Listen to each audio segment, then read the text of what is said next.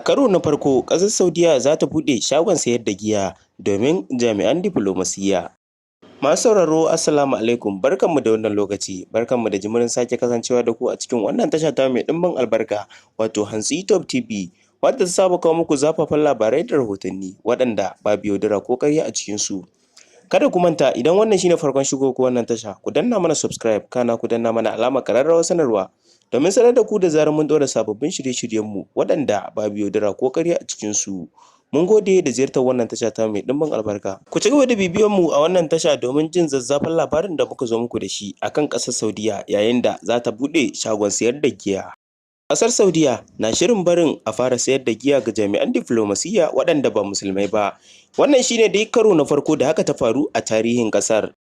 Kafafen yaɗa labarai irin su Reuters su ne suka rawaito haka, yayin da suka ce an sanar da haka ne a jiya Laraba bayan da aka sassauta tsauraran dokokin da ƙasar ke da su. Kwastomomi za su riƙa yin rajistar sayar da barasan ne a manhajar salula, sannan za a ba su lambobin sahalewa daga ma'aikatar wajen ƙasar. Sannan kuma ba za su wuce adadin da aka ƙayyade musu wanda za su saya a wata ba, kamar yadda kamfanin jarida na Reuters ya rawaito. Tun a shekarar 1952 aka haramta tare da dokar shan giya a ƙasar Saudiyya. Jim kaɗan bayan da ɗaya daga cikin 'yan gidan Sarki Abdulaziz ya shawu ya je harbe jami'in diflomasiyyan ƙasar Birtaniya har lahira.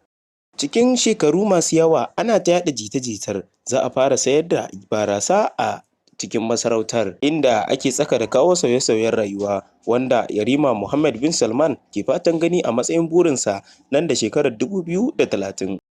Ciki har da buɗe gidajen kallo na zamani da kuma bikin rawa na shekara-shekara wanda maza da mata za su haɗu.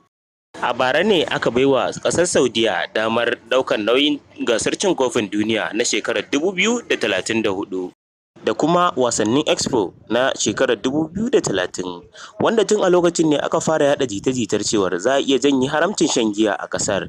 Sai dai kowa ya san cewar ta'ammali da giya haramtaccen abu ne a addinin Musulunci, shi yasa lamarin ya zama mai wuyar tattaunawa a ƙasar. Saboda ita ce ƙasa mafi tsarki ga mabiya addinin Islama, saboda garuruwan Makka da Madina. A ƙa'idar dokar ƙasar, ta'ammali da giya kan iya jawo a yi wa mutum hukuncin zaman gidan yari na tsawon lokaci ko kuma bulala a cikin mutane, ko kuma a mai da shi ƙasar da ya fito idan ba ɗan ƙasar ba ne. Amma kuma sai gashi yau ƙasar Saudiyya ce ta tabbatar da za a buɗe shagon sai da barasa. Wannan lamari ya yi matuƙar ɗaga wa al'ummar musulmi na faɗin duniya hankali, sakamakon cewar wannan dai ƙasa ita ce idon kowane musulmi.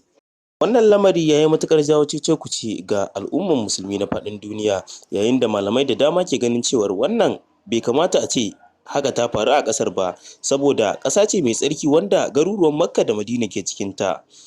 Kada ku manta, wannan na zuwa muku ne daga tashar ku mai farin jini, wato Hantsi Top TV, wadda ta saba kawo muku zafafan labarai da rahotanni waɗanda babu yaudara ko ƙarya a cikinsu. Idan wannan shine farkon shigowarka, ka danna mana subscribe, kana ka danna mana alamar ƙararrawar sanarwa domin sanar da kai da zarar mun ɗora sababbin shirye-shiryenmu. Mun gode da ziyartar wannan tasha ta mai ɗimbin albarka. Hantsi Top TV, gidan sahihan labarai. Ku danna mana subscribe, kana ku danna mana alamar ƙararrawar sanarwa domin sanar da ku da zarar mun ɗora sababbin shirye-shiryenmu.